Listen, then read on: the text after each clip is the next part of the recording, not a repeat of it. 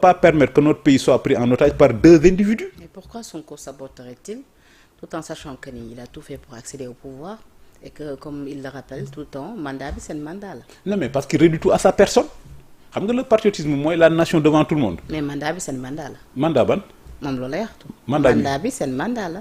mandat en cours bi Diomaye am ni seen mandat la. mais le mandat est perdu. kon nu mu mën a nekkee seen mandat de 5 ans mais le mandat de 5 ans est perdu. 2 ans yi lu ñu fi def ils ont détruit l'économie. 3 ans yi ils vont se bagarrer sur le plan politique xoolal leur réforme là ki naan way moi je suis le président de l'Assemblée nationale damay jaar Assemblée nationale ki ne ko way man maay sa kilifa maay président de la République dama ko yóbbu réforme c'est des trucs de personne. c'est-à-dire que ces deux-là mettent leur personne leurs intérêts personnels au-dessus de l'intérêt de la nation ni ma ko doon waxee en matière de réforme aussi bien par l'Assemblée nationale aussi bien que par référendum je suis contre c'est une perte de temps. On n'a pas un problème institutionnel, on n'a pas un problème constitutionnel, on a un problème économique. Et donc on ne peut pas permettre à ces deux personnes-là nag de prendre le pays en otage. Et pourtant Pastef ñoom ñi ngi ci wàllu politique ñi ngi continuer en tout cas seen programme ñi ngi woon ci jaayub carte bi d'ailleurs sax ñi ngi bég lool ci jaay lu toll ci plus de 10 000 cartes vendues pratiquement en 24 heures. waaw mais xam nga Pastef moom. comme am nay temps dama doon wax ñaari Pastef moo am Pastef tendance S Sonko ak Pastef tendance D Diomaye léegi apparemment Diomaye va créer son propre parti li may wax ci Pastef Diomaye parti bi muy créé dafa mel ni Coca ak Coca Light rek Pastef moom Pastef la rek Diomaye ak Sonko ñooy am ñoom laa wax Sonko en matière d'incompétence sur le plan économique Sonko mooy Diomaye mooy Sonko maintenant ce que nous avons Sonko mooy incarner Coca et Diomaye va faire du Coca Light il va faire du Coca Light ñoom ñaare yam.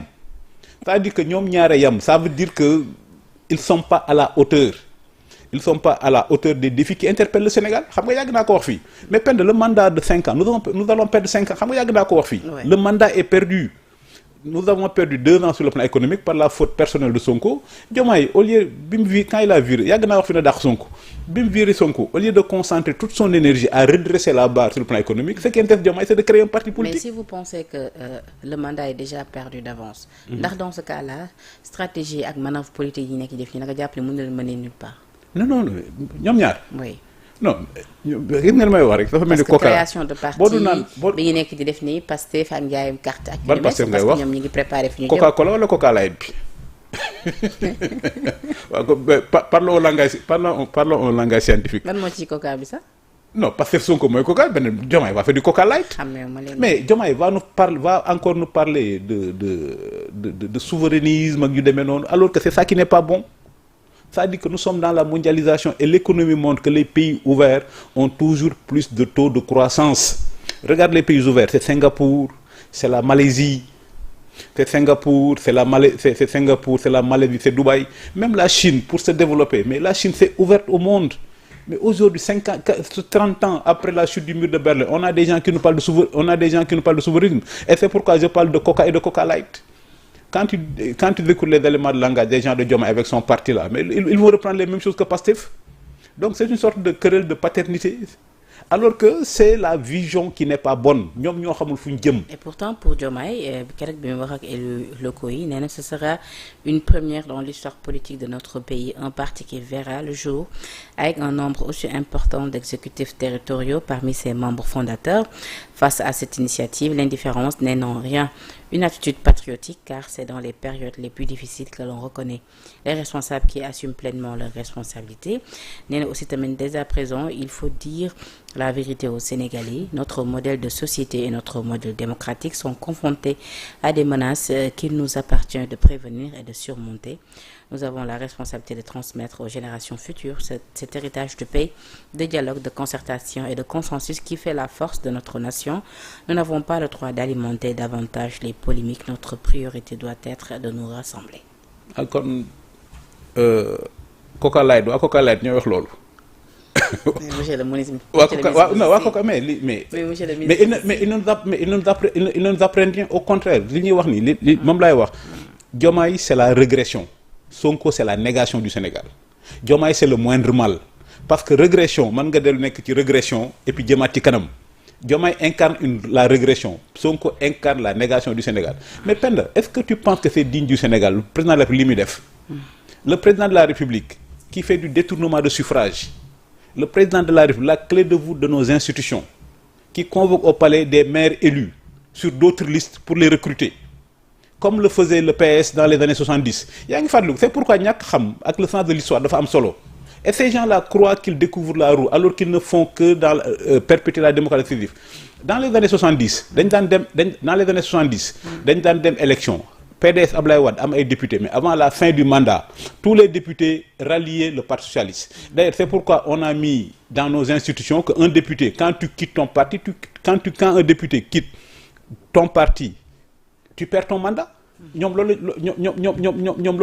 lañ bëgg a def. moo tax ma gis ba et puis boo xoolee li ma gën a métti rek. li ma gën a métti kontaan nañu en tout cas ci li ma gën a métti. ces gens-là nous font reculer de 30 ans. mais pourquoi ñoom ñu war ci bañ a kontaan. xam nga lu tax on recule de 30 ans. li ma doon expliquer sànq. À l'époque, l'opposition autour du PDS avait dénoncé le fait que Abdou Diouf, qui était en même temps président de la République, organisait des réunions politiques au Parti social, au palais. À l'époque, l'opposition autour du PDS avait dénoncé le fait que le président de la République, selon la Constitution, est la clé de voûte des institutions, que le président de la République est l'arbitre du jeu politique. Et à l'époque, les gens du PDS avaient raison en disant que Abdou Diouf ne peut pas être arbitre et en même temps acteur du jeu politique. Il ne peut pas être président de la République et secrétaire général du PDS. Et c'est pourquoi Abdou Diouf a démissionné de son poste de secrétaire général du PDS pour être symboliquement président du parti. Donc aujourd'hui, le débat qu'on va se mettre à référendum aujourd'hui, par la faute de Sonko à Diomaye, c'est est-ce que le président peut être chef de parti? On recule de 30 ans. Période boobu Bénin dab nañu. Période boobu Guinée dab nañu ñëpp ak ñu raw. Donc est-ce que c'est digne du Sénégal, dans un pays où on vote depuis 1840, est-ce que c'est digne de notre rang sur le plan démocratique qu'on organise un référendum avec une question: est-ce que le président de la République, la clé de voûte des institutions, peut appeler une association privée? Mais parce que aussi depuis que le Sénégal est Sénégal, le président de la République jaay ku ci nekk da nga am sa parti politique. Ouais, mais pourquoi pas? Mais ñoom ce qu'on attendait, mais mosuñu ko def ci affaire référendum. Et tu vois la futilité du référendum. Comment on peut demander aux Sénégalais en 2026, 2027, est-ce que le président de la République peut être chef de parti? Est-ce que le président de la République peut appartenir à une association? Le problème était réglé. Le problème était réglé depuis Abdou Diouf. Aujourd'hui, Diomaye nous propose c'est la majorité de Pastef qui a voulu faire ces réformes. Aujourd'hui, Diomaye nous propose une CENI. Et c'est pourquoi je dis Sonko ak Diomaye, en matière d'incompétence, c'est la même chose. Comme je dis, il ne faut pas que les Sénégalais se trompent. Ce qui est bien, le jeu politique se clarifie. Il y a des gens qui disent oui, Sonko ak Diomaye, réerewuñ ay deal, des trucs comme ça. Mais au moins, avec ce qui se passe actuellement, c'est clair qu'il n'y a pas de deal. C'est clair que maintenant, le choc des ambitions personnelles a amené la rupture. Maintenant, il ne faut pas que les Sénégalais se trompent. Comme les meilleurs, Sonko ak Diomaye, c'est Coca et Coca Light. En mathématiques, Sonko, le Pastef de Sonko, moi n'est que la fonction principale et la partie politique de Diomaye, moi, ça va être la fonction dérivée. Mais c'est Pastef.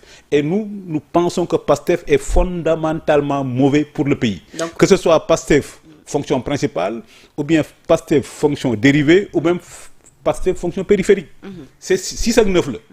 maa ngi lire sax d'ailleurs ce matin dans les colonnes de Walf Quotidien le politologue Mamadou Wane Mao moom également mu naan création de parti bu Diomaye nee na jàpp également tamit lu ni mel nga jàpp mais quoi qu'il en soit stratégie ñu nekk di teg nii lu ni mel lan moo ci war a nekk ndax opposition bi da ci war a tiit ci fa ñu jëm.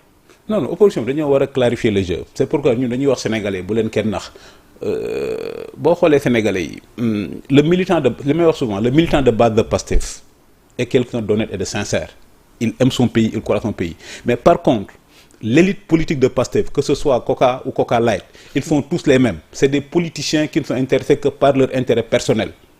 Donc, fi Sénégal toll, 99% du cerveau du président de la République devrait être consacré à l'économie.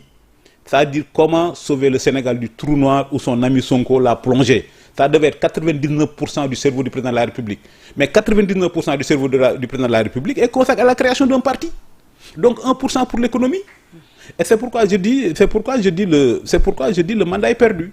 Ça veut dire que on va perdre 5 ans. Maintenant, la question essentielle, c'est comment on va faire pour rattraper le temps que Sonko et Diomaye nous feront perdre. Mais Sonko et Diomaye, 6 à 9 là. Donc, nous, au niveau de l'opposition, on ne s'y trompe pas. C'est la même chose. Comme le Niwa, fonction principale, fonction dérivée, fonction périphérique, c'est la même chose. C'est comme Coca à Coca Light. C'est la même chose. Il ne faut pas qu'on trompe encore une fois les Sénégalais. Les Sénégalais ont été trompés, se sont trompés de bonne foi.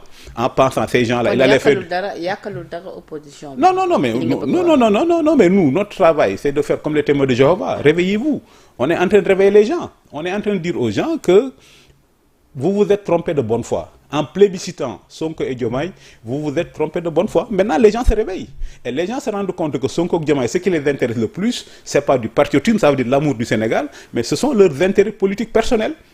Pende yaakaar nga fi situation dëkk bi toll devoir Sonko ak Diomaye la ñuy nekk affaire querelle de clocher damay jaar par l'Assemblée nationale damay jaar par le référendum ku nekk di wan sa morom doole. Mais c'est comme une cour de récréation. Alors que pour moi c'est ça le drame du pays. Le drame du pays, c'est l'écart entre la gravité de la situation économique du pays et l'insouciance. Pourtant, monsieur le ministre, yaa ngi naan opposition bi amul dara lu muy perte ci situation bi.